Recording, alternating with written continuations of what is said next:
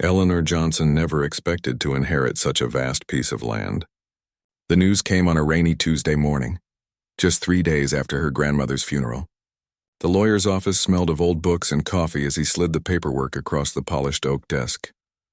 150 acres just outside Atlanta, the lawyer said, adjusting his glasses. Your grandmother held on to it all these years. Eleanor stared at the property maps in disbelief. In today's real estate market, land like this was worth millions. Her hands trembled slightly as she traced the boundary lines with her finger. There's something else, the lawyer added, pulling out a yellowed envelope. She left this for you. The handwritten letter inside told a story Eleanor had only heard pieces of throughout her childhood. The land had been in her family since the 1880s, acquired by her great-great-grandfather shortly after emancipation.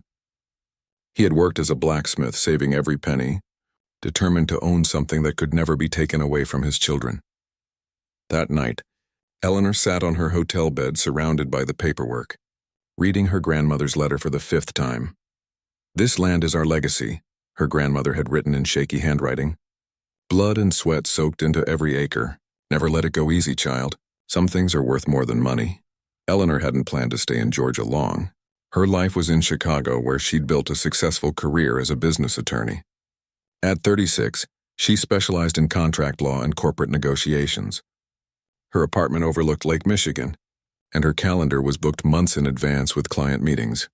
I can't manage property from hundreds of miles away, she told her cousin Dwayne over breakfast the next morning. They sat in his kitchen, the smell of bacon and coffee filling the air.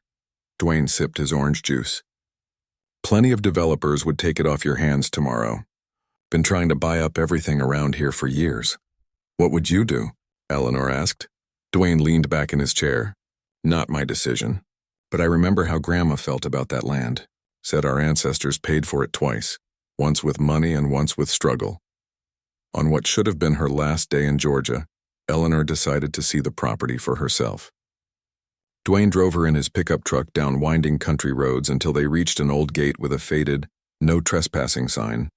The land stretched out before her, rolling hills, patches of forest and open fields. A small creek cut through the eastern section, water glittering in the afternoon sun. Bird calls echoed from the trees and wildflowers dotted the meadows. Grandma used to bring us here for picnics, Eleanor said, memories flooding back. Remember that big oak tree where we'd hang that rope swing? Still there. Dwayne pointed toward a massive tree on a distant hill. Though I wouldn't trust that old rope anymore. They walked the property line, checking the boundary markers that had stood for decades. Some were weathered stone posts. Others were metal stakes driven deep into the ground. Eleanor took photos of each one with her phone, already thinking like a lawyer. Back in Chicago the following week, Eleanor found herself distracted during meetings. She'd look out her office window at the concrete and glass skyline but see Georgia's rolling hills instead.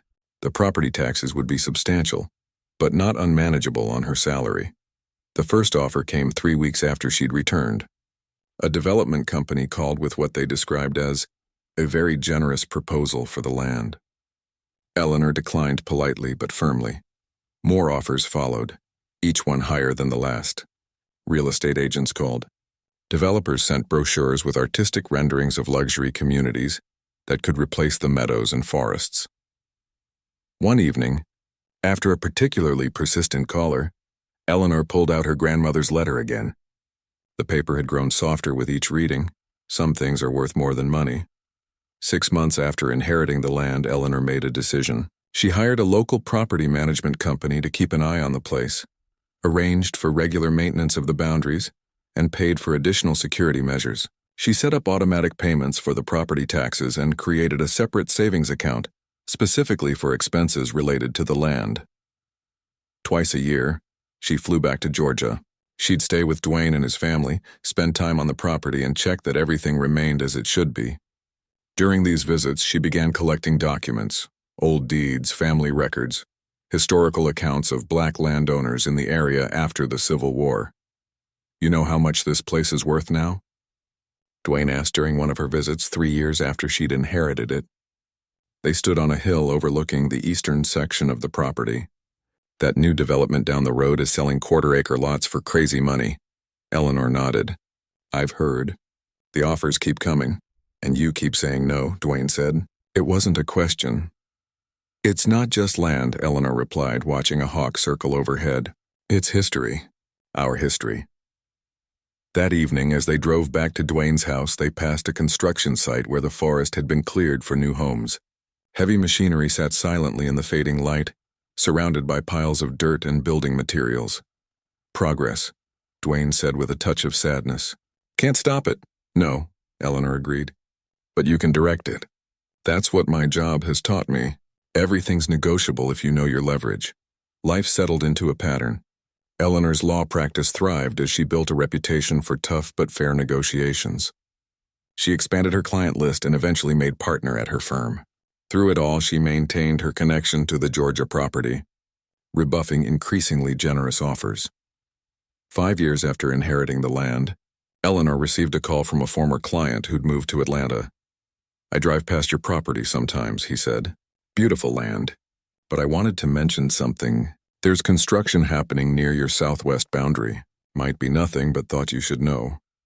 Eleanor called Dwayne immediately. I'll check it out tomorrow, he promised. His call came the next evening. Better come see for yourself, was all he said. 3 days later, Eleanor stood with Dwayne at the southwest corner of her property. Beyond the old boundary markers, bulldozers had cleared several acres of land. Stakes with bright orange flags marked out what appeared to be residential lots. They started about 2 weeks ago, Dwayne explained. Moving fast, too. Eleanor took photos of everything. The markers, the construction, the surveyor's stakes that had been placed well within what she knew to be her property line. Who's building? She asked. Company called Prestige Development, Dwayne replied. They're putting in some fancy subdivision. Oak Ridge Estates, they're calling it. That night, Eleanor made calls to her contacts in real estate law. She pulled out all the documentation she'd collected over the years and spread it across the guest room bed. Property surveys from the 1960s, tax records showing continuous family ownership, the original deed her great-great-grandfather had obtained. As a business attorney, she knew enough to recognize what was happening, but also enough to know she needed specialists. By morning, she had appointments with a property law expert, 2 independent surveyors, and a real estate historian who specialized in black land ownership in the South. This might take time, she told Dwayne over breakfast. But if they're building on our land, they've made a very expensive mistake. Dwayne looked concerned. These developers have deep pockets and connections. Eleanor smiled for the first time since arriving. So do I, and they've forgotten something important. What's that? They don't know who they're dealing with. Eleanor sipped her coffee calmly. I negotiate against corporations for a living. This is what I do. As she drove back to Dwayne's house that evening, passing the construction site where workers were finishing for the day, Eleanor felt a strange sense of calm. This wasn't just about property rights or money. This was about history, her family's history, and the broader history of black landowners who had seen their property taken through legal manipulations and outright theft for generations. Some things are worth more than money, her grandmother had written. Eleanor now understood what those words truly meant, and as the sun set over what remained of her family's land, she began to form a plan. The weeks that followed Eleanor's discovery flew by in a blur of meetings and phone calls. The first surveyor confirmed her suspicions within days. They're definitely building on your land, he said, pointing to marked-up satellite images spread across Dwayne's kitchen table.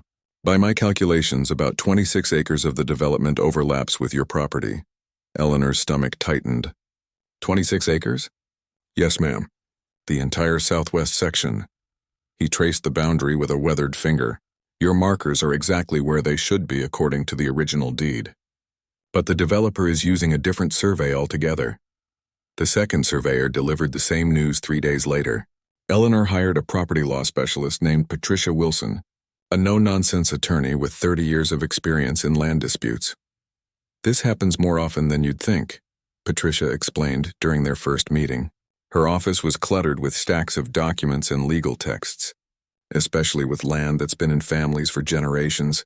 Someone files an incorrect survey. It gets copied into county records, and suddenly the paper doesn't match reality. So what do we do? Eleanor asked. Patricia leaned forward. We could file for an immediate injunction to stop construction. That's the standard approach. She paused, studying Eleanor's face. But once you do that, everyone lawyers up and it becomes a drawn-out battle. These developers have deep pockets. Eleanor thought about her grandmother's letter. What if we wait? Patricia raised an eyebrow. Wait? Let them keep building, Eleanor said slowly, the idea forming as she spoke.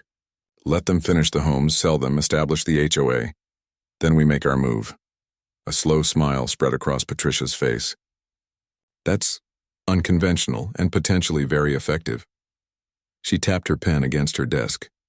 The more money they invest in your land, the stronger your position becomes. Eleanor nodded. Exactly. It's risky, Patricia warned, and it will require patience. My family has held this land for over a century, Eleanor replied. I think I can wait a little longer. Over the next 8 months, Eleanor watched from a distance as Oak Ridge Estates took shape.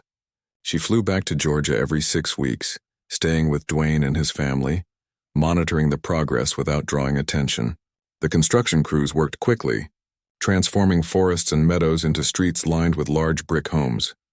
They're selling fast, Dwayne reported after driving past the development's sales office. Signs say prices start at $500,000. Eleanor did the math in her head. How many homes so far? I counted at least 70 frames up, maybe more. Back in Chicago, Eleanor continued her legal research. She took a sabbatical from her firm, telling colleagues she was working on a special project. Every night she added to her growing collection of documents, land records, historical maps, tax statements, and family photographs showing generations of Johnsons on the disputed property. She hired a historian who specialized in black land ownership, who provided her with context that strengthened her case. After emancipation, thousands of formerly enslaved people managed to acquire land. The historian explained during a video call, your great-great-grandfather was among them, but over the decades much of that land was lost through legal trickery, intimidation, or outright theft. And this? What's happening now? Eleanor asked.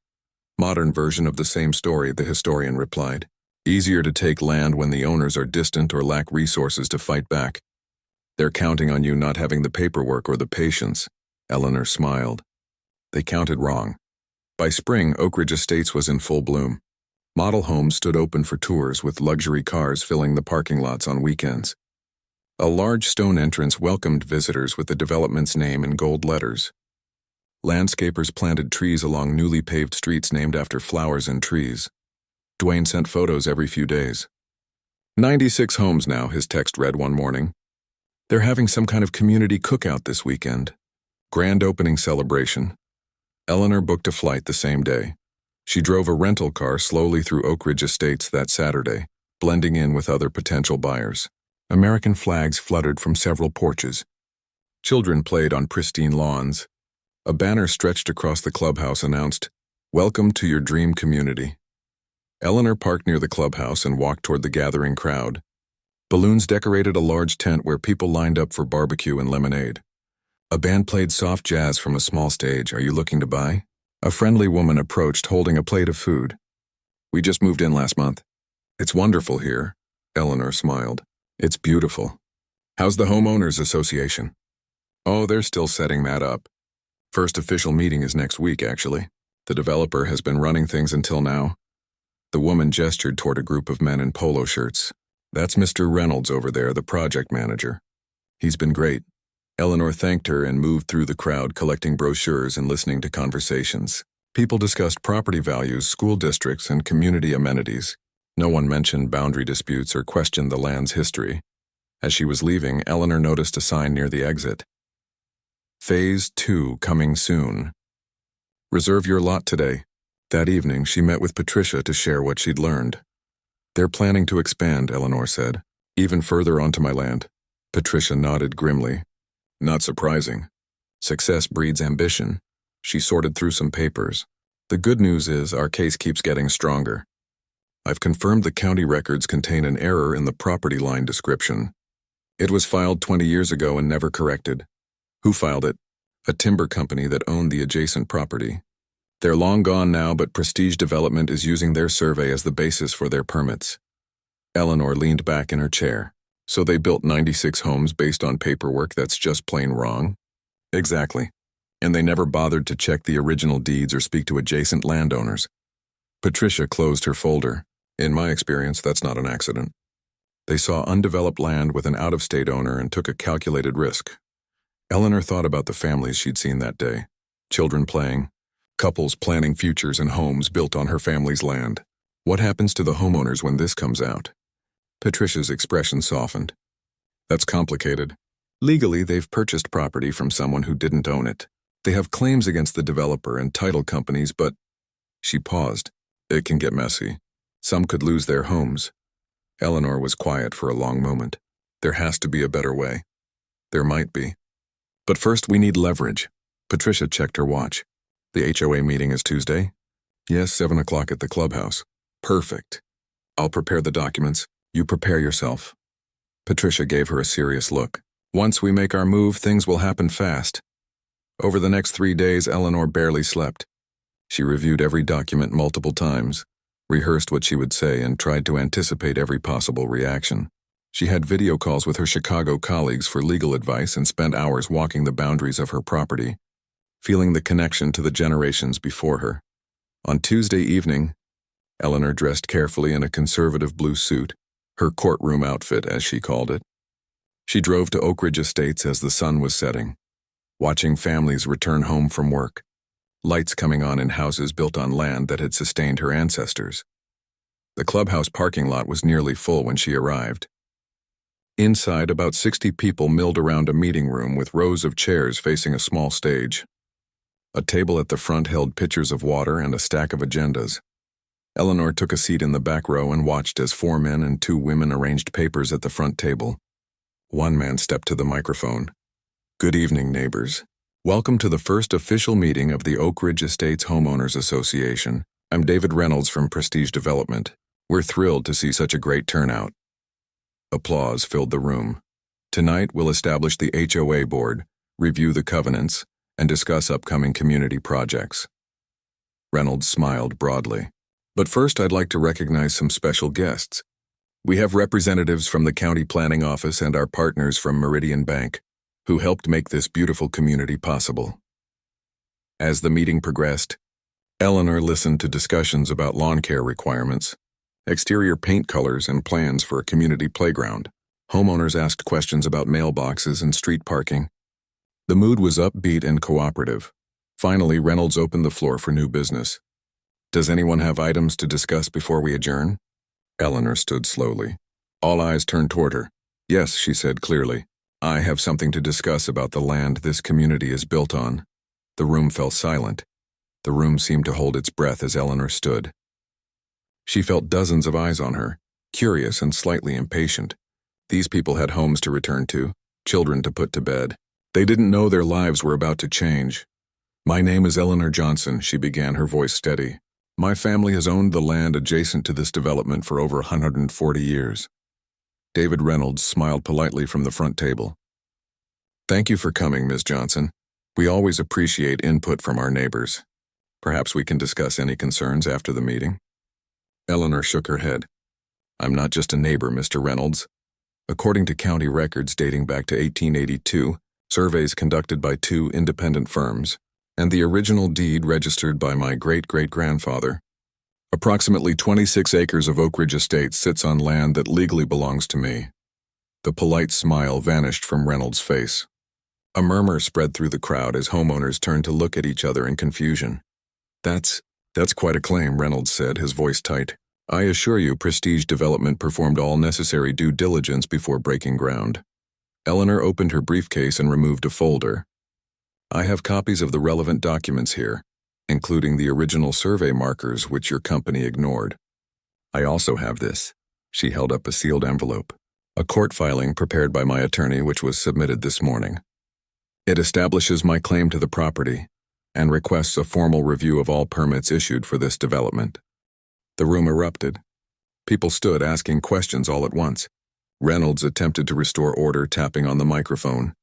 Please, everyone, remain calm. I'm sure there's been some misunderstanding.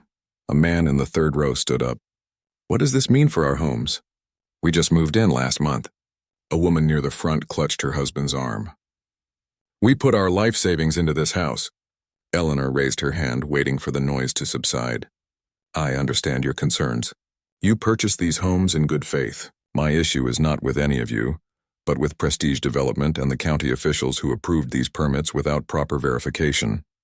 Reynolds's face had turned an alarming shade of red. Ms. Johnson, these are serious allegations. Our legal team will need to review your claims. Of course, Eleanor replied calmly. They can contact Patricia Wilson. She's expecting to hear from them. She placed a business card on the table near the door. In the meantime, I thought it only fair to inform the homeowners directly. A tall man in a navy suit stepped forward from the group that Reynolds had introduced as bank representatives. Ms. Johnson, I'm Thomas Green, legal counsel for Meridian Bank. We financed much of this development.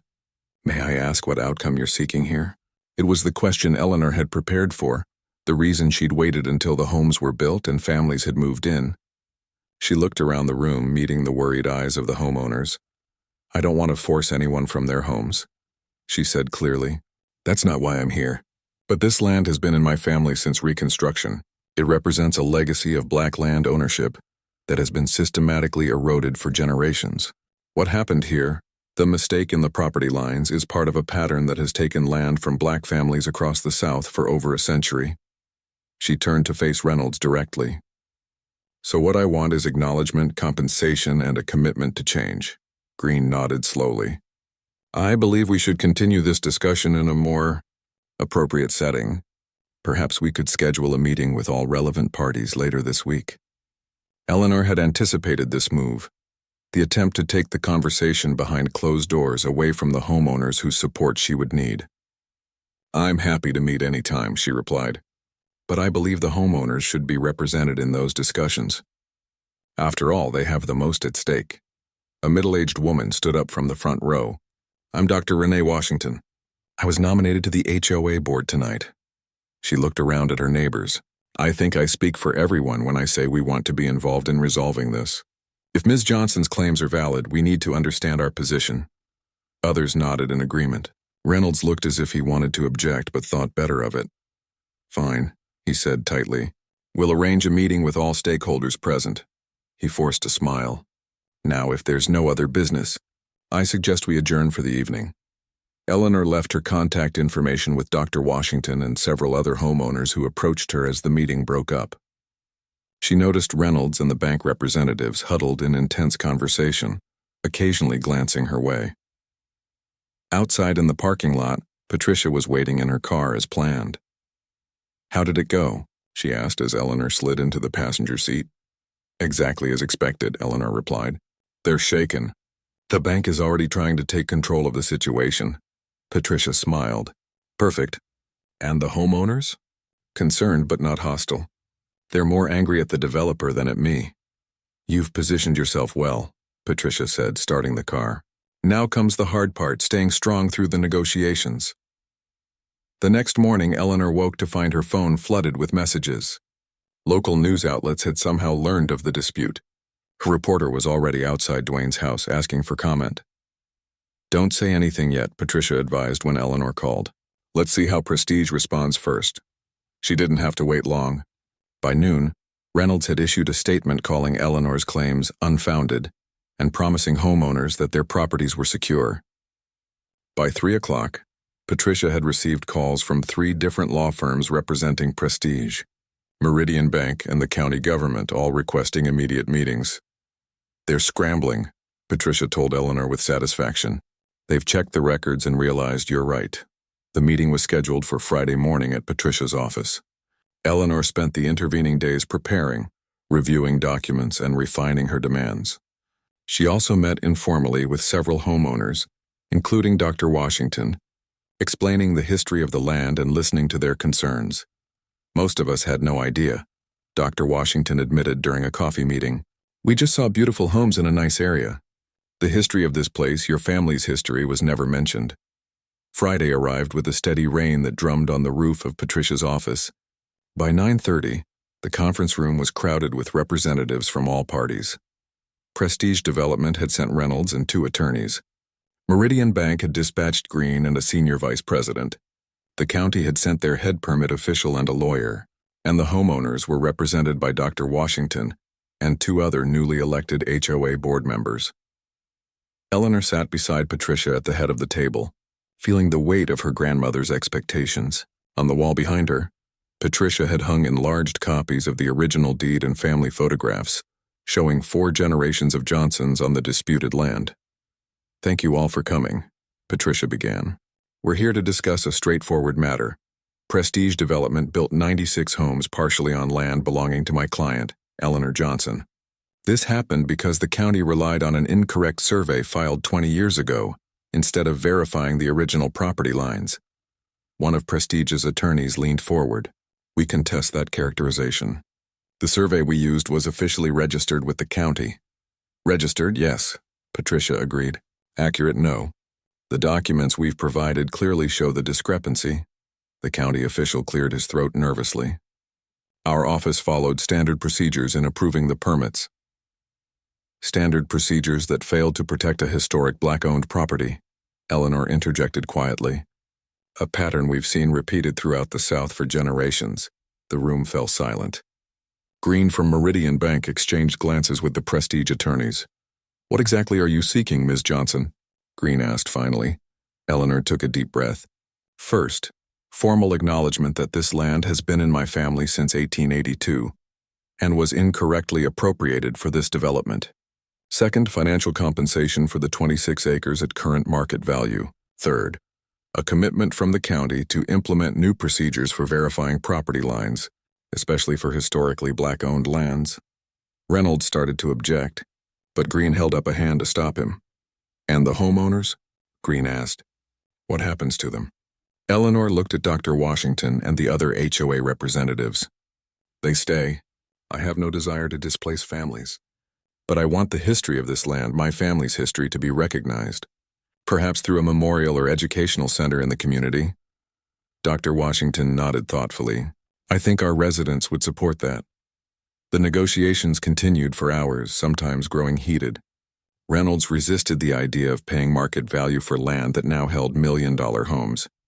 The county official balked at changing their procedures, but by late afternoon, the outline of an agreement had begun to take shape. As the meeting wrapped up, Green approached Eleanor privately. "Your grandmother would be proud," he said unexpectedly. "My own family lost land in Mississippi in the 1950s. Similar situation, paperwork errors that were never really errors at all." Eleanor studied him with new understanding. "That's why you didn't fight harder today." He smiled slightly. "Let's just say I appreciate the historical context of this dispute. The bank will support a fair resolution." As Eleanor left the building with Patricia, rain still falling steadily, she felt a complex mix of emotions: satisfaction at being heard, sadness for what her family had almost lost, and determination to see the process through. "This is just the beginning," Patricia warned as they reached her car. "There will be more meetings, more negotiations." Eleanor nodded, watching the raindrops pattern the windshield. "I know. But for the first time in a long time, we're not just losing ground. We're reclaiming it." The weeks following the initial meeting blurred together in a whirlwind of legal documents, phone calls, and tense negotiations. Eleanor extended her leave of absence from her Chicago firm, renting a small apartment near Dwayne's house to avoid wearing out her welcome. "You could stay with us forever and it wouldn't be a problem," Dwayne insisted when she told him her plans. They sat on his back porch watching fireflies rise from the grass as evening settled. Eleanor smiled. "I know, but this might take months and I need my own space to work. How's it going?" "Really?" Dwayne asked, his voice serious. Eleanor sighed, leaning back in her chair. "It's complicated. Prestige is fighting every step of the way. Reynolds especially, I think it's personal for him now. And the homeowners? They've been surprisingly supportive," Eleanor said. "Dr. Washington has been amazing. She's rallied most of them behind me. They're angry at being misled by the developer." The community had indeed divided into factions. Most homeowners, led by Dr. Washington and the HOA board, supported Eleanor's claim once they verified the evidence themselves. A smaller group sided with Prestige, fearful that their property values would plummet if the dispute became public knowledge. The local paper had run several stories, with headlines ranging from historic Black-owned land at Center of Vite, development dispute to Oak Ridge Estates, homeowners caught in legal crossfire. Patricia arranged for Eleanor to meet with a prominent civil rights attorney named Howard Bell, who specialized in cases involving historic black land ownership. "You've got them cornered," Bell told her after reviewing the case files in his downtown Atlanta office. "They built on your land without proper title, and now they have the nightmare of 96 families potentially losing their homes." "I don't want that," Eleanor reminded him. "Of course not," Bell agreed. "But they don't know that. Or rather, they can't be certain of your intentions. That uncertainty is your leverage," Eleanor nodded slowly. "So what's my next move?" "Let them sweat a little longer," Bell advised. "Let the bank and the county start pressuring Prestige. When Reynolds sees he's alone, he'll be more reasonable." The strategy worked better than Eleanor had anticipated. Within days, she received word that Meridian Bank had frozen Prestige's accounts for the development's second phase. County officials issued a stop work order for any further construction.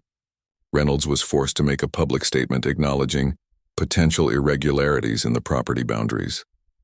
10 days after their first meeting, the parties gathered again in Patricia's conference room.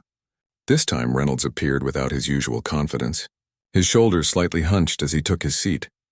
"Before we begin," he said before Patricia could open the meeting, "I want to state for the record that Prestige Development acted in good faith based on county records. If mistakes were made, they were not intentional." Patricia exchanged glances with Eleanor. "Noted," she said coolly. "Shall we proceed to the terms of settlement?" The negotiations lasted for hours. Reynolds fought against paying full market value for the land, arguing that Prestige had improved the property by developing it. Green from Meridian Bank repeatedly reminded him that without a resolution, the entire project could collapse. "The bank's position is clear," Green stated. "We need this resolved quickly and fairly. The ongoing publicity is already affecting property values in the development." By late afternoon, they had reached a tentative agreement. Prestige would pay Eleanor for the 26 acres at current market rates, a sum approaching $8 million. The county would revise its procedures for verifying property boundaries, particularly for historically owned black lands. And most importantly to Eleanor, the development would establish a memorial recognizing the Johnson family's historic ownership. "There's one more thing," Eleanor said as they prepared to conclude. "I want the development renamed." Reynolds looked up sharply. "Renamed?" "That's out of the question. We've already marketed Oak Ridge Estates nationally. All our materials, signage, everything would need to be changed." Eleanor remained firm. "My grandmother preserved this land for over 60 years. She's the reason it still exists. I want the community to bear her name, Henrietta Johnson Estates." Reynolds started to protest, but Dr. Washington interrupted. "I think it's a wonderful idea. The homeowners would support it." Green nodded slowly. "The bank has no objection. In fact, it might help rebrand the community in a positive light after the publicity of this dispute." Reynolds looked around the table, realizing he stood alone. "Fine," he said tightly. "We'll rename it. But Prestige needs 6 months to implement the change." 3 months, Eleanor countered. "And I want input on the design of the memorial." "Done," Green said before Reynolds could respond. "We'll have revised agreements drawn up by next week." As they filed out of the room, Dr. Washington touched Eleanor's arm. "Would you be willing to attend our next HOA meeting? The residents have questions, and I think they'd rather hear directly from you." Eleanor agreed, though the prospect made her nervous. Despite the legal victory, she worried about facing the families whose homes sat on her family's land. The HOA meeting was scheduled for the following Tuesday evening. Eleanor arrived early, watching as the clubhouse filled with homeowners. There were more people than at the previous meeting. Word had spread about the settlement. Dr. Washington called the meeting to order and introduced Eleanor. "As most of you know, we've reached an agreement regarding the property dispute. Ms. Johnson has graciously agreed to speak with us tonight about what this means for our community."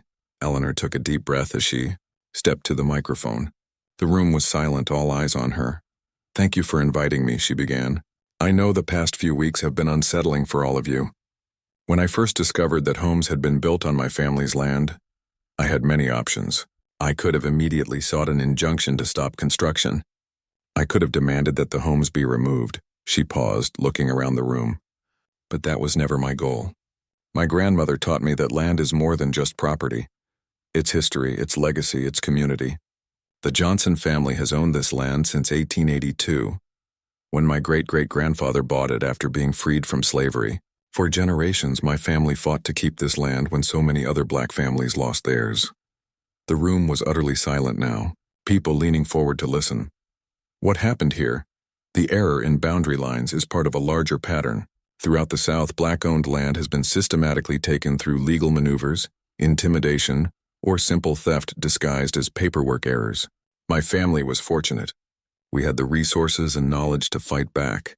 Many others didn't. Eleanor gestured toward the window where the lights of homes dotted the former Johnson property. I don't want to undo what's been built here.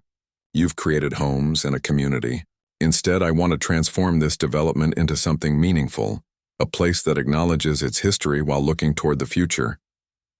She explained the terms of the settlement, the compensation, the renaming, the memorial. In 3 months, this will become Henrietta Johnson Estates, named for my grandmother who protected this land for decades. The memorial will tell her story, our story, so that it's never forgotten. A hand raised in the back of the room. What happens to our deeds? Do we still own our homes? Yes, Eleanor assured them. Your titles will be properly registered once the settlement is finalized. Nothing changes for you except the name of the community. Another resident stood. Will you be moving here? Becoming part of the community? The question caught Eleanor by surprise. She hadn't considered it. I don't know. My life and work are in Chicago. You should think about it, the woman said. This is your family's land, after all. After the meeting, many homeowners approached Eleanor, shaking her hand, asking questions, sharing their relief. Some apologized for the situation, though they had nothing to do with it. Others expressed admiration for how she had handled the dispute. As the crowd thinned, Dr. Washington joined Eleanor. That went well, she said with a smile. I think you've won them over. Eleanor nodded, feeling a weight lifting from her shoulders. It feels right. Not perfect, but right. Have you thought about what you'll do next, after the settlement is finalized? Eleanor looked out the window at the community built on her family's land. Lights glowed in windows, children's bicycles lay on lawns, American flags fluttered from porches. It was nothing like what her grandmother might have imagined for the property, yet somehow it felt like a continuation rather than an ending. I don't know yet, she admitted, but for the first time I'm thinking maybe my future isn't just in Chicago. As she drove back to her rented apartment that night, Eleanor took a detour through the quiet streets of what would soon be Henrietta Johnson Estates. She thought about her grandmother's letter, about blood and sweat soaked into every acre. The land had been transformed, but it hadn't been lost. In some ways, it had been reclaimed in a manner her ancestors could never have imagined. Some things are worth more than money, her grandmother had written. Eleanor was beginning to understand just how right she had been. 6 months after the settlement was finalized, Eleanor stood beside Dr. Washington at the entrance to what was now officially Henrietta Johnson Estates. Workers were installing a new stone sign with gold lettering, replacing the old Oak Ridge Estates marker. A small crowd had gathered to witness the moment, homeowners, local officials, and a few reporters. It looks good, Dr. Washington said, nodding with approval as the sign settled into place. Eleanor smiled. Yes, it does. She ran her fingers over her grandmother's name, now permanently etched in stone. The sensation felt both strange and right. The past months had been a whirlwind of paperwork, meetings, and decisions. The $8 million settlement had been deposited into an account Eleanor had specifically created for the purpose. After taxes and legal fees, she'd been left with just over $5 million, life-changing money that she still wasn't entirely comfortable possessing. When are you heading back to Chicago? Dr. Washington asked as they walked toward the clubhouse for the official renaming ceremony. Tomorrow morning, Eleanor replied. I've been away from my practice too long already. Dr. Washington nodded, though Eleanor detected a hint of disappointment. Over the months of working together, they had developed a genuine friendship. The memorial groundbreaking is next month. You'll come back for that, right? I wouldn't miss it, Eleanor promised. Inside the clubhouse, chairs had been arranged facing a small podium. Tables along the walls held refreshments and displays showing the planned memorial. A curved stone wall with embedded photographs and text telling the story of the Johnson family and their connection to the land. Construction would begin the following week on a corner lot that had been set aside for the purpose. The ceremony was brief, but meaningful. The county commissioner spoke about the importance of respecting historical land ownership. Dr. Washington discussed the community's commitment to honoring its origins. Even David Reynolds made an appearance, though his remarks were short and formal. When it was Eleanor's turn to speak, she felt unexpectedly emotional. "My grandmother used to tell me that this land was special," she began, her voice steady despite the lump in her throat. "She said our ancestors' hopes and dreams were planted in this soil alongside their crops. For generations, my family fought to keep this land when so many other black families lost theirs to legal trickery or worse." She looked around at the faces watching her, mostly strangers, now living on what had been Johnson land for over a century. "When I first discovered what had happened here, I was angry. I felt like something precious had been stolen. But over these past months, working with all of you, I've come to see that something new and valuable has been created too. A community where families are raising children, building lives, and now, remembering a history that might otherwise have been forgotten." She gestured toward the displays showing the memorial plans. "The Johnson Memorial won't just honor my family. It will stand as a reminder that land has meaning beyond property lines and deeds. It connects us to those who came before and those who will come after. I believe my grandmother would be proud to see her name on your community and to know that her story, our story, will be remembered." The applause was warm and genuine. Afterward, as people mingled over refreshments, many residents approached Eleanor to shake her hand or share a few words. Some invited her to dinner or offered to show her their homes. The atmosphere was celebratory, without the tension that had marked earlier gatherings. Later that evening, Eleanor met with Patricia and Howard Bell for a final dinner before returning to Chicago. They chose a small restaurant in downtown Atlanta, away from the development and its residents. "To a successful resolution," Bell said, raising his glass in a toast. "Not many of these cases end so well." Patricia nodded in agreement. "You stood your ground when it mattered and compromised when it was wise." "That's rare." Eleanor appreciated their praise but felt strangely unsettled. "It still doesn't feel quite finished to me." "That's natural," Bell assured her. "You've been focused on this for nearly a year. It will take time to fully process everything." "What will you do with the settlement money?" Patricia asked. Eleanor had been pondering this question for weeks. "I'm not sure yet. Some of it will go into a trust for Dwayne's kids and their education. Some will go to organizations working to protect black-owned land across the South. And the rest?" Bell prompted. Eleanor hesitated. "I've been thinking about that a lot lately." After dinner, Eleanor drove back to Dwayne's house one last time. Her cousin and his wife were waiting on the porch, much as they had been when this journey began. "All packed for tomorrow?" Dwayne asked as she settled into a rocking chair beside him. "Just about," she replied, looking out at the night sky. "Stars scattered across the darkness, brighter here than in Chicago." "We'll miss having you around," Dwayne's wife said. "The kids keep asking when cousin Eleanor is coming back to visit." Eleanor smiled. "I'll be back for the memorial groundbreaking next month." Dwayne studied her face in the porch light. "Something on your mind?" "You seem distracted." Eleanor nodded slowly. "I've been thinking about what's next. Going back to Chicago, back to my old life. And it doesn't feel right somehow, like I'd be leaving something unfinished." Dwayne chuckled softly. "I had a feeling you might say that." The next morning, instead of driving to the airport, Eleanor found herself at Green's office at Meridian Bank. He seemed surprised, but not entirely shocked to see her. "Ms. Johnson, thought you'd be on your way back to Chicago by now. I need your advice," she said directly. "About an investment opportunity," Green raised an eyebrow but gestured for her to continue. "The undeveloped land adjacent to Henrietta Johnson Estates, the original Phase 2 that was canceled after our dispute. Does Prestige still own it?" "They do, though I believe they're looking to sell. The company has had financial difficulties since your settlement." Eleanor nodded. "I want to buy it. Not as an individual, but through a new community land trust that would preserve some of the original Johnson property while developing the rest thoughtfully." Green leaned back in his chair, considering her words. "A land trust? That's an interesting approach. The trust would have a board including both Johnson family members and residents of Henrietta Johnson Estates. We'd create something that honors the past while building for the future. Affordable housing, community gardens, educational facilities." "You've given this some thought," Green observed. "I have. and I think Meridian Bank might be interested in partnering with us. It would be good publicity after the settlement, and a chance to support innovative community development. Green smiled slightly. You're quite the negotiator, Ms. Johnson. Let me make some calls. 3 weeks later, Eleanor sat in a Chicago coffee shop with her firm's managing partner, explaining her decision to resign. A community land trust in Georgia? He asked, clearly surprised.